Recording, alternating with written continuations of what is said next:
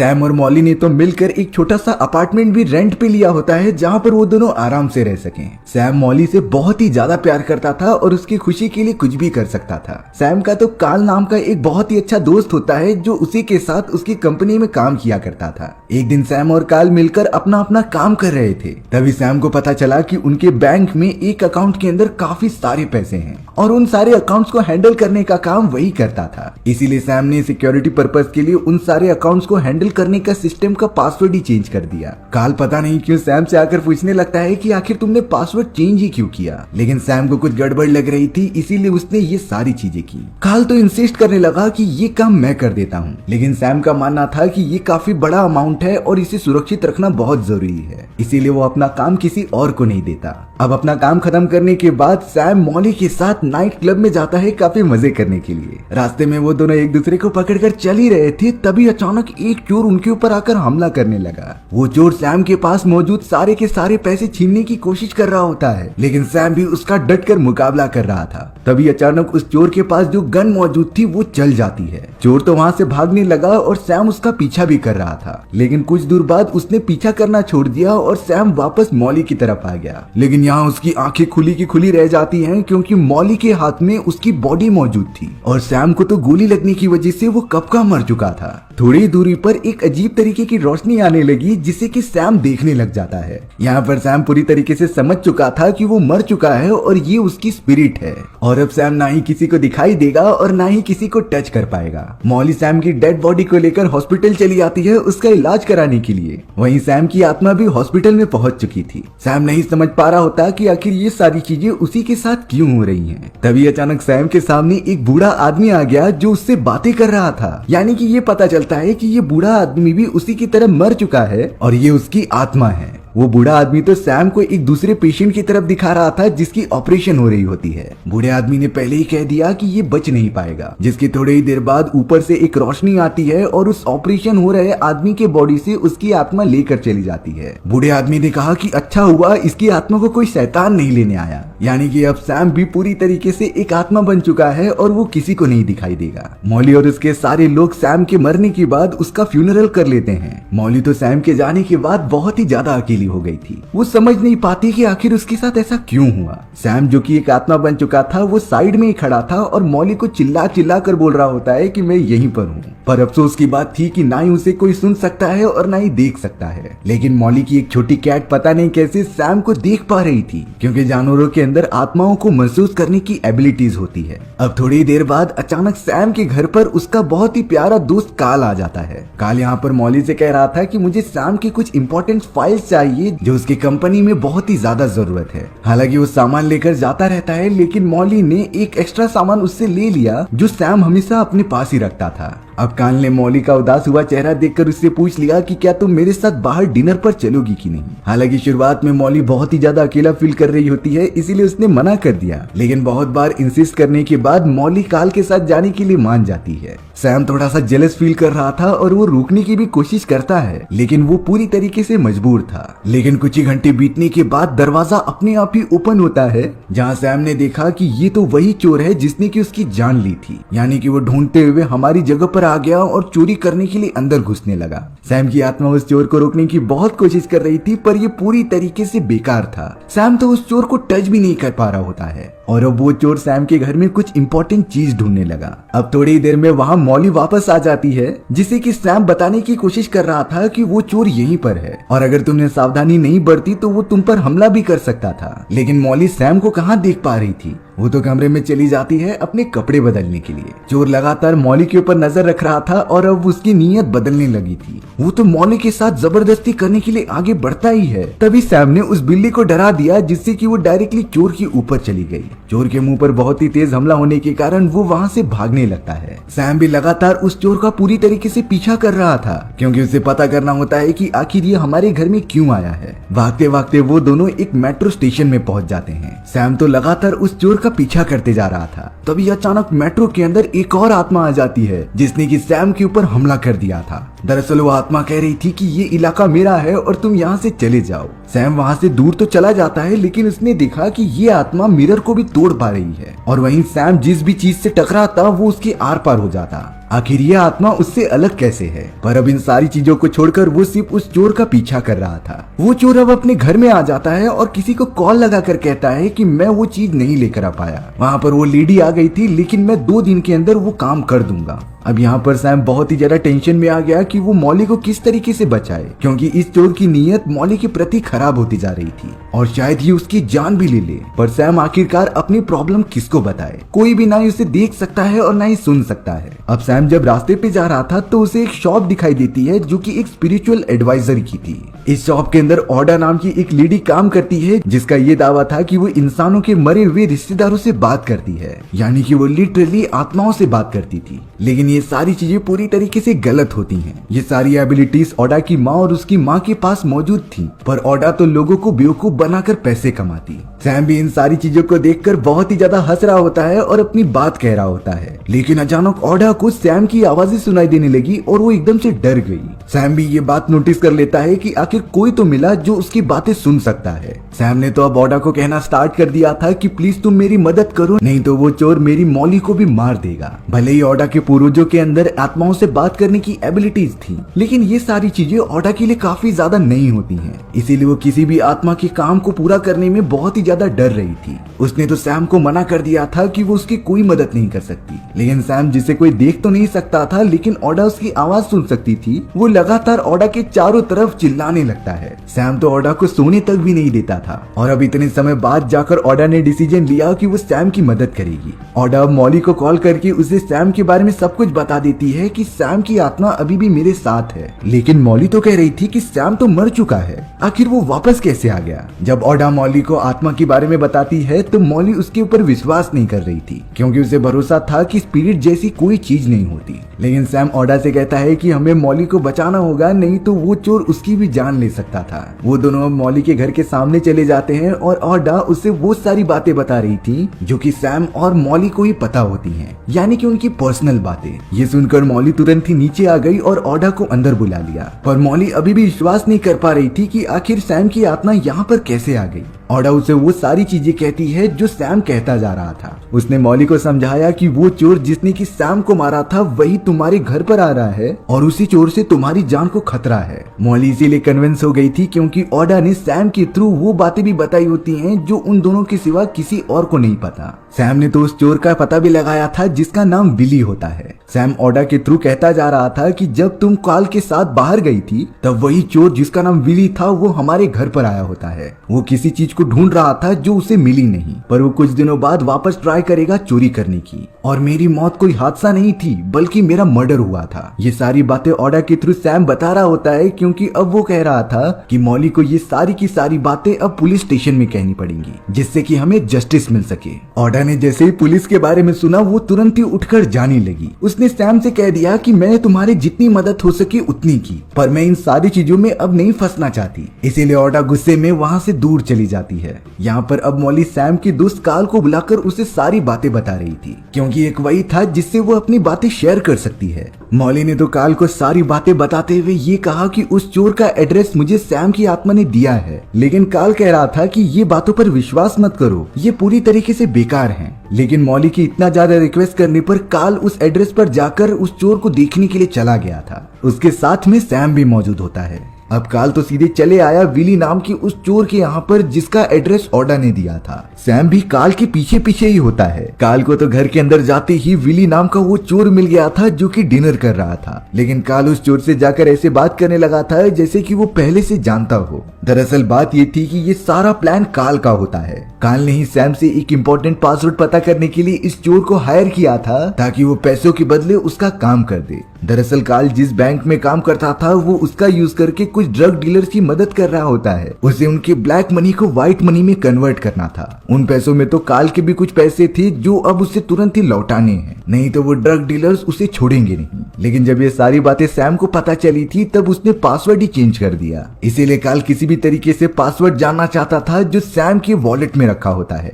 और उसने फिर विली नाम की इस चोर को सैम के पास भेज दिया था पासवर्ड लेने के लिए। पर गलती से गोली चलने की वजह से से सैम की मौत हो गई। काल को पता है कि वो पासवर्ड अभी भी सैम के घर में है जहाँ पर मॉली रहा करती थी, इसीलिए उसने विली नाम के चोर को मॉली के घर पर भेजा ताकि वो पासवर्ड लेकर आ जाए, और ऐसा उसे करना ही पड़ेगा, नहीं तो वो ड्रग डीलर्स उसे खत्म कर देंगे। सैम वहीं पर मौजूद था जिससे कि काफी ज्यादा गुस्सा आ रहा होता है क्योंकि उसके सबसे अच्छे दोस्त ने उसे धोखा दिया। हालांकि वो काल को मारने की बहुत ज्यादा कोशिश कर रहा था लेकिन इसका कुछ फायदा नहीं होता। वहीं दूसरी तरफ अब हमें मॉली को दिखाया जाता है जो पुलिस वालों को सारी बातें बता रही थी, लेकिन पुलिस वाले किसी भी स्पिरिट या फिर घोस्ट पर भरोसा नहीं करते। उन्हें सारी चीजें समझने के लिए सबूत की जरूरत पड़ेगी जो कि मॉली के पास नहीं थी। मॉली तो ऑडा और उस चोर के बारे में सारी बातें बताती है, लेकिन पुलिस वालों की पूरी टीम को मॉली और ऑडा की बातों पर भरोसा ही नहीं हो रहा था। मॉली ने तो ये शेयर कर दिया था कि जो बातें सिर्फ मुझे और सैम को पता थी, ऑडा ने तो आत्मा से बात करके वो सारी बातें तक बताई हैं। तभी एक मेल पुलिस ऑफिसर सारी इन्वेस्टिगेशन करता है और फिर एक फाइल निकालता है।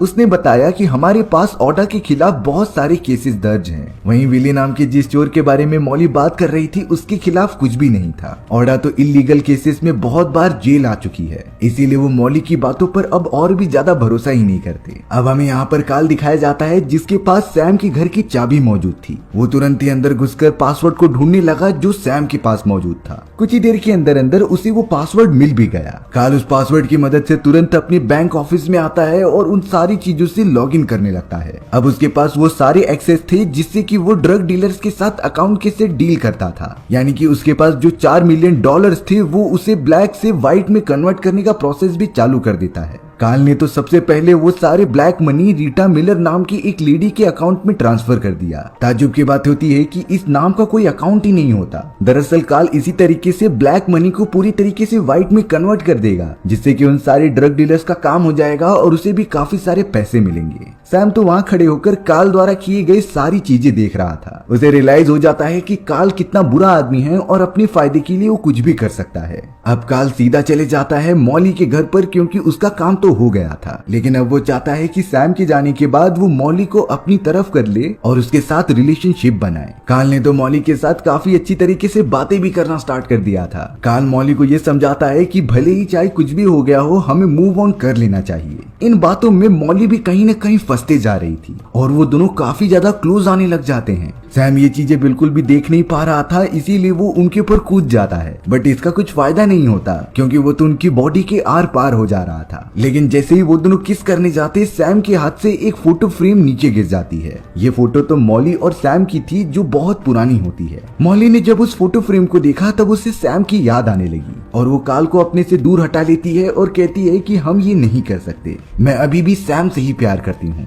सैम यहाँ पर नहीं समझ पा रहा था कि आखिर वो फोटो फ्रेम कैसे गिरा पाया क्योंकि वो तो एक घोस्ट है और वो किसी चीज को भी टच नहीं कर सकता। तभी उसे याद आता है वो आदमी जो कि मेट्रो स्टेशन में मिला था और वो एक मिरर को तोड़ पा रहा था। इसीलिए अब सैम तुरंत ही उस मेट्रो के अंदर चला जाता है दूसरे आदमी के पास। सैम तो उस स्पिरिट से पूछने लगा कि आखिर तुम किस तरीके से चीजों को टच कर सकते हो, क्या तुम मुझे भी इन सारी चीजों के बारे में सिखाओगे। उस दूसरे आदमी की आत्मा काफी अच्छी होती है, इसीलिए उसने सैम को सिखाना भी स्टार्ट कर दिया। वो सैम को बताता है कि भले ही तुम घोस्ट हो, लेकिन अगर तुम अपने सारे इमोशंस को एक जगह पर कलेक्ट करोगे और ये सोचोगे कि तुम नॉर्मल इंसानों की तरह हो, तभी तुम किसी चीज को टच कर पाओगे। लेकिन इसके लिए काफी सारी कंसंट्रेशन की जरूरत है। हालांकि शुरुआत में सैम को काफी ज्यादा प्रॉब्लम हो रही होती है। उसने तो कई दिनों तक इसी चीज पर अपनी प्रैक्टिस करना स्टार्ट की। शुरुआत में वो नहीं कर पा रहा था, लेकिन धीरे धीरे जैसे वो अपना कंसंट्रेशन बिल्ड करता गया, वो छोटी मोटी चीजों को अपने हाथों से टच कर ले रहा था। ये बातें तो अब सैम को और भी ज्यादा कॉन्फिडेंस प्रोवाइड कर रही थी, इसीलिए वो लगातार ट्रेनिंग करता ही गया। अब यहाँ काफी अच्छी ट्रेनिंग लेने के बाद सैम डायरेक्टली चला जाता है ऑडा के पास। ऑडा जो कि पहले आत्माओं से बिल्कुल भी बात नहीं कर सकती थी, लेकिन अब उसके पास ये एबिलिटी आ चुकी होती है। वो लोगों की मदद करने लगी उनके मरे हुए रिश्तेदारों से बात करके। ऑडा के चारों ओर कई सारी आत्माएं मौजूद होती हैं। तभी सैम ऑडा के सामने आकर उससे कह रहा था कि मुझे तुम्हारी मदद की जरूरत है, तुम ही हो जो मुझे समझ सकती हो। लेकिन ऑडा ने तो सैम को साफ साफ कह दिया था कि मैं इसमें नहीं पड़ना चाहती, तुम अपनी प्रॉब्लम खुद ही सॉल्व कर लो। ऑडा ने मौजूद सारे घोस्ट को वहाँ से जाने के लिए कह दिया। थोड़ी देर बाद ही ओडा के शॉप में कोई आदमी आता है। ये और कोई नहीं बल्कि वही चोर विली था जिसे कि सैम ने ओडा को जान से मारने के लिए भेजा होता है। विली ने तुरंत ही अपनी गन निकाली और चारों तरफ फायर करने लगा। सैम ओडा की मदद करते हुए उससे कहता है कि तुम रूम के अंदर चले जाओ। ओडा तुरंत ही अपनी जान बचाते हुए सैम की बात मानकर एक दूसरे कमरे में चली जाती है और खुद को बंद कर देती है। विली को मजबूरन अभी के लिए वहाँ से जाना पड़ा। थोड़ी देर बाद जब कंडीशन नॉर्मल हो गई तब सैम ओडा से कहता है कि वो चोर तुम्हें मारने के लिए फिर से आएगा, इसीलिए मैंने जैसा प्लान बनाया है उस तरीके से चलोगी तो तुम्हारी जान बच सकती है। ओडा अपनी इस कंडीशन के सामने मजबूर थी, इसीलिए उसे सैम की मदद करनी पड़ी। सैम ओडा को तैयार करके अपने ही बैंक में लेकर चले जाता है, लेकिन अब उसने ओडा का नाम चेंज करके रीटा मिलर नाम रख दिया होता है। उसने तो रीटा मिलर की एक फेक आइडेंटिटी भी बना ली थी। सैम ओडा को लेकर बैंक के अंदर चला गया और ये कहा कि तुम जाकर वहाँ के कैशियर से बात करो और बताओ कि काल ने मेरा अकाउंट ऑनलाइन ही क्रिएट कर दिया था और अपने सिग्नेचर को वहाँ इंटर कर दो। ओडा सेम टू सेम ऐसा ही करती है और उसके फेक आइडेंटिटी के बेसिस पर उसके सिग्नेचर भी हो चुके थे। यानी कि अब रीटा मिलर जो कि ओडा थी वो अपने अकाउंट से किसी भी तरीके के ट्रांजेक्शन कर सकती है। चौंकाने वाली बात ये थी कि उसी के अकाउंट में काल ने $4 मिलियन ट्रांसफर किए थे। ओडा तो अब कैशियर के पास जाकर कहती है कि मुझे अपना अकाउंट क्लोज करना है, इसीलिए मेरे अकाउंट में जितने भी पैसे मौजूद हैं उसका चेक बना कर दे दो। कैशियर ने भी जब इतना बड़ा अमाउंट देखा तब वो शॉक हो गया, लेकिन अब ओडा जैसा चाहती थी वैसा तो करना ही पड़ेगा। बैंक वाले $4 मिलियन का चेक बनाकर उसे दे देते हैं, जिसके बाद वो सैम के साथ बाहर चली गई थी। ओडा तो बहुत ज्यादा खुश हो रही थी कि उसके हाथ में $4 मिलियन का चेक है, पर सैम बताता है कि ये पैसा हमारा नहीं है। रास्ते में उन्हें कुछ चैरिटी वाले मिल गए थे, इसीलिए सैम ओडा से कहता है कि तुम $4 मिलियन का चेक इन्हें दे दो। हालांकि ओडा का ऐसा बिल्कुल भी मन नहीं था, पर उसे ऐसा करना पड़ा। सैम के हिसाब से ये ब्लैक मनी है और इसका यूज सही जगह होना चाहिए। वहीं दूसरी तरफ अब काल रीटा मिलर नाम के अकाउंट को इंटर करने की कोशिश कर रहा होता है, लेकिन ये शो हो रहा था कि अब अकाउंट में एक भी पैसे नहीं है और वो अकाउंट तो क्लोज हो चुका है। काल तो पूरी तरीके से परेशान हो गया कि आखिर ये कैसे हो सकता है। रीटा मिलर नाम से तो कोई इंसान है ही नहीं, आखिर ये अनजान चीज कैसे हो गई। साइड में सैम भी मौजूद था जो बड़े आराम से ये सारी चीजें देख रहा होता है, और अब अगर काल को ये सारे पैसे नहीं मिले तो वो सारे ड्रग डीलर उसे जान से मार देंगे। उसे बिल्कुल नहीं समझता कि आखिर ये चीजें कैसे हो गई। तभी अचानक सैम काल के कंप्यूटर पर लिखता है मर्डरर, क्योंकि उसकी ट्रेनिंग कंप्लीट हो चुकी थी और अब वो चीजों को टच भी कर सकता था। काल तो चिल्लाकर पूछ रहा होता है कि आखिर यहाँ कौन है। तभी सैम ने कंप्यूटर स्क्रीन पर अपना नाम लिख दिया था। काल इस बात से बहुत ही ज्यादा डरकर सीधा चले जाता है मॉली के घर पर, और वो मॉली से पूछने लगा था कि आखिर उस दिन जो ओडा नाम की लेडी आई थी वो तुमसे क्या कह रही थी। मॉली तो बताती है कि वो जो भी बातें कर रही थी वो पूरी तरीके से गलत है। उसने मुझे सैम की स्पिरिट के बारे में बताया कि वो इस दुनिया में आ चुकी है जो हमारे आसपास मौजूद है। मॉली ने तो सैम को ओडा के बारे में भी बताया था कि उसका असली नाम ओडा नहीं बल्कि रीटा मिलर है, और वो कल ही बैंक आई थी जिसने कि अपना अकाउंट क्लोज कर दिया। काल ये सुनकर एकदम चौंक जाता है। उसे कहीं ना कहीं शक होने लगा कि रीटा मिलर और कोई नहीं बल्कि ओडा ही है, और उसके सारे पैसे ओडा के पास ही मौजूद होंगे। इसीलिए अब काल को किसी भी तरीके से ओडा के पास जाकर अपने पैसे लेने होंगे। काल ने तो कहा मेरे सर में दर्द हो रहा है और मुझे कुछ दवाई चाहिए। मॉली घर के अंदर कुछ मेडिसिन लाने चली जाती है, लेकिन यहाँ सैम काल को अपने होने का एहसास दिला रहा था और उसे थोड़ा डरा भी रहा था। काल समझ जाता है कि ये और कोई नहीं बल्कि सैम की आत्मा है जो उसे चारों तरफ से परेशान करने की कोशिश कर रही है। काल ने चाकू उठा लिया और सैम को डराते धमकाते हुए ये कहा कि अगर तुमने मेरा पीछा नहीं छोड़ा तो मैं मॉली को जान से मार दूंगा और इसके बाद तुम्हें भी खत्म कर दूंगा। लेकिन काल को क्या पता था कि सैम अब पहले जैसा नहीं रहा। उसने अपनी ट्रेनिंग कंप्लीट की है, इसीलिए वो सारी चीजों को छू सकता है जिसे कि इंसान छू सकते हैं। काल सैम को धमकी देकर तुरंत ही वहां से भागने लगा। अब काल किसी भी तरीके से विली के साथ मिलकर ओडा के घर पर जाता है अपने पैसे लेने के लिए। लेकिन अच्छी बात तो ये थी कि सैम पहले ही ओडा के पास पहुंच गया था और उससे बता दिया कि तुम्हारी जान खतरे में है क्योंकि काल और विली तुम्हें मारने आ रहे हैं। ये बताने के बाद ओडा अपने घर से निकलकर कहीं सुरक्षित जगह पर छुप गई। काल और विली जब ओडा के घर पर आते हैं तब वो उन्हें ढूंढ नहीं पा रहे थे। विली ने कहा कि शायद वो यहाँ से भाग चुके हैं, इसीलिए काल अब विली से कहता है कि तुम यहीं पर रुको और अगर ओडा तुम्हें दिखाई दे तो तुम उसे जान जान से मार देना। वहीं अब काल सीधा जाने लगा था मॉली के घर पर, बट अब यहाँ सैम विली को अपने होने का एहसास दिलाता है और सारी चीजें गिराने लगता है। उसने मिरर पर भी कुछ लिख दिया था और पानी के नल चालू कर दिए थे। विली तो इन चीजों से बहुत ही ज्यादा डर कर भाग रहा होता है। बाहर निकलकर जब वो रास्ते में आया तभी अचानक उसकी एक कार से एक्सीडेंट हो जाती है, लेकिन विली फिर भी उठकर भागने ही वाला था। तब सैम उसके सामने आकर कहता है कि विली अब तुम मर चुके हो, चाहो तो एक बार पीछे मुड़कर देख लो। विली जब नीचे देखता है तो उसकी डेड बॉडी पड़ी हुई थी, यानी कि वो भी मर चुका है। अब अचानक कई सारी काली आत्माएं विली को पकड़कर अपने साथ लेकर जाने लगी, क्योंकि विली ने अपनी जिंदगी में बहुत सारे गलत काम किए थे और गलत काम करने वाले इंसानों को मरने के बाद ब्लैक शैडोज यानी कि काली आत्माएं हेल में लेकर जाती थी। सैम अब तुरंत ही ओडा को लेकर मॉली के घर पे चला गया, क्योंकि उसकी जान खतरे में थी।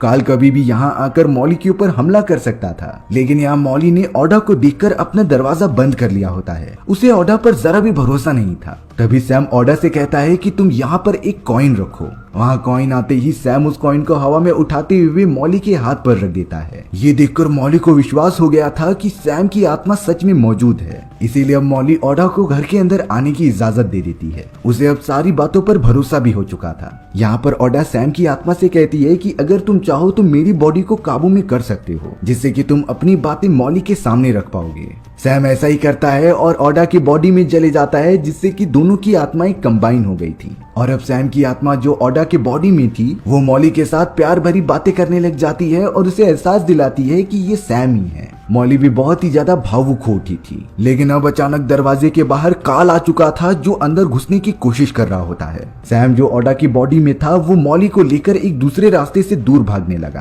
क्योंकि काल पूरी तरीके से पागल हो चुका है और वो मॉली को चोट पहुंचा सकता था। लेकिन यहाँ पर काल जिसके हाथ में गन मौजूद थी उसने तुरंत ही भागते हुए मॉली को पकड़ लिया था। सैम भी अब ओडा की बॉडी से बाहर निकल जाता है और इनविजिबल होने के कारण उसने सबसे पहले मॉली को बचाया और काल से उसकी गन ले ली। वो काल को बहुत ज्यादा मारता है। काल तो सैम को देख नहीं पाता, इसीलिए वो अपनी प्रोटेक्शन भी नहीं कर पाता। उसके पास तो बचने के सिवा और कोई ऑप्शन नहीं है। सैम ने अपना पूरा गुस्सा काल के ऊपर उतार दिया था, पर अब काल बहुत ही ज्यादा डर कर जैसे ही खिड़की के पास आता है तभी वहाँ के मिरर्स हिलने की वजह से टूट चुके थे और एक बड़ा सा मिरर का टुकड़ा सीधा काल की बॉडी में आकर घुस जाता है। काल तुरंत ही वहाँ से उठ खड़ा हुआ था, पर अब वो पता नहीं क्यों सैम को देख पा रहा होता है। सैम ने काल को कहा कि तुम अब मर चुके हो। काल ने जब पीछे मुड़कर देखा तब वहाँ उसकी डेड बॉडी मौजूद थी जो अब खत्म हो चुकी होती है, इसीलिए काल अब एक आत्मा बन गया था। अगले ही मोमेंट में वहाँ काली आत्माएं आ जाती हैं जो काल को अपने साथ हेल में लेकर जा रही थी, क्योंकि उसने भी अपनी जिंदगी में काफी बुरे काम किए थे। अब यहाँ सैम ने मॉली की जान बचा ली होती है, पर वो जो बातें मॉली से कह रहा था मॉली तो उसे सुन पा रही थी। मॉली इस बात से काफी ज्यादा इमोशनल होकर रोने लग जाती है। अब अचानक कमरे में एक रोशनी आ गई थी जो हेवन का दरवाजा था, यानी कि सैम की आत्मा जो बहुत ही ज्यादा अच्छी है उसे हेवन में जगह मिल रही थी। सैम जाते जाते मॉली को कहता है कि मैं तुमसे हमेशा प्यार करता रहूंगा और मैं अपने साथ तुम्हारी बहुत सारी खुशियां लेकर जा रहा हूँ। सैम मॉली को एक लास्ट बार अलविदा कहता है और तुरंत ही व्हाइट रोशनी की तरफ से हेवन में चला जाता है। मॉली ने भी सैम के साथ बिताई गई सारी यादें अपने अंदर समेट कर रखी थी। ओडा ने भी ये सारी चीजें देखकर डिसीजन लिया कि वो जरूरतमंद आत्माओं की मदद करेगी, क्योंकि उसके पास भी अब एबिलिटीज आ चुकी होती हैं और हमारी कहानी भी यहीं पर खत्म हो गई।